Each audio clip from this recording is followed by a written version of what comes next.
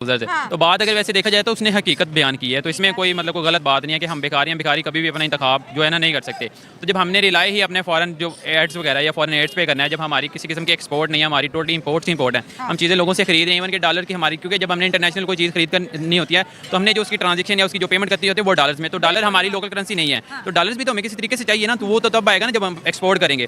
तो वो एक्सपोर्ट तो हम करते नहीं, फिर हम कर्जे मांग के जो कर्जों के डॉलर्स हमारे पास आते हैं वो डॉलर्स हम दे के तो चीज़ें इंपोर्ट कर सकते हैं। तो हम बेसिकली भिखारी, उसने सही कहा था कि हम भिखारी कौम है, तो हम अपने जो है ना तो अपने डिसीजन ले सकते हैं, क्योंकि हमें हाकम के मुताबिक चलना पड़ता है, जो हमें हुक्म देता है, जिसने बेसिकली हम पे इन्वेस्ट किया होता है, तो उसके अकॉर्डिंग हमें चलना पड़ता है। तो उसके लिहाज से ये तो आपने कह दिया।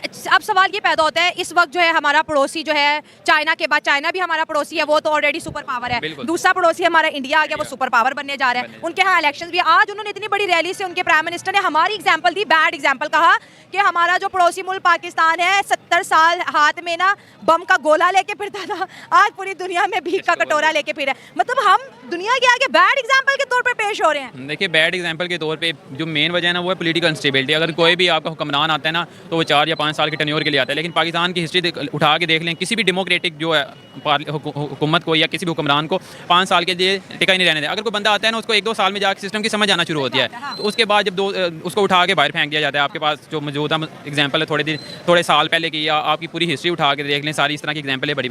उसकी बात कर लें नरेंद्र मोदी की, तो उसने बिल्कुल हकीकत बयान किया कि हम कहते हैं कि हम एडमी पावर है, हमारी आवाम को सो कॉल्ड सा एक नारा और जज्बा दे दिया जाता है जी, पाकिस्तान दुनिया में ऐसी कोई पावर नहीं जो पाकिस्तान को तबाह कर जाए।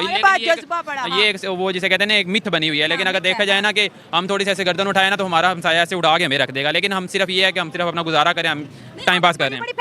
कमेंट्स में आते हैं यार पहले अपना आटा तो पूरा कर लो, बातें बात में बिल्कुल वो सही कहते हैं, लेकिन हमें ये बातें वक्ती तौर पे बुरी लगती हैं, लेकिन वो हमारे मुंह पे जैसे कहते हैं तमाचा दे के मारते हैं। तो वो तमाचा हमें जिस दिन फेस करना या उसका हमें रिएक्शन देना आ गया ना, तो रिएक्शन वो नेगेटिव वे में नहीं, लेकिन हम किसी तरीके से तरक्की कर दे। वो जैसे कहते हैं कि वो हमें जूते मार रहे हैं, हमें गैरत दिला रहे हैं कि गैरत खाओ, कुछ शर्म करो। देखिए, अगर इंडिया की एग्जांपल देख रहे हैं, इंडिया के अंदर मारुति सुजुकी है, इंडिया की अपनी ऐसी इतनी लोकल इंडस्ट्रीज हैं कार के अंदर, कार मैन्युफैक्चरिंग के अंदर, कि वो अपनी बेसिक प्रोडक्शन पूरी कर रहे हैं और एक्सपोर्ट भी। आप पाकिस्तान का मुझे एक भी दिखा दें कोई ऐसे लोकल प्लांट आपका जो अपनी लोकल प्रोडक्शन कर रहा है। आप ये डब्बा सुजुकी आती है 20-22 लाख की, ये भी आप अपनी एथराइज नहीं कर सकते, पाकिस्तान खुद नहीं प्रोड्यूस कर रहा है। इसके भी पार्ट्स जो है आपको जापान से आते हैं, जापान से आपको समरी मिलती है, उसके बाद आप प्रोड्यूस करते हैं, सारा पैसा जापान के पास जाता है। आपको वो सही कहते हैं आप भिखारी हैं, और आप सिर्फ ये है कि वो एक हाइप सी बनी हुई है कि हमें एटॉमिक पावर है, हमें कुछ नहीं करता। वो एटम का भी हमने क्या करना है, बतर में आपने क्या काला करतूत किया वो ठीक है, कारगिल में आपने क्या किया, वो एटॉमिक पावर का हमने जेब में लेके घूमना है। अगर हमने उसको इस्तेमाल नहीं करना, ये शबराज इंडिया को दे दे, वो दिवाली पे चला ले, फिर हमसे तो बेहतर ये है ना कि इंडिया चला ले दिवाली पे, हम तो इसका इस्तेमाल हमारे लिए तो कुछ भी नहीं है।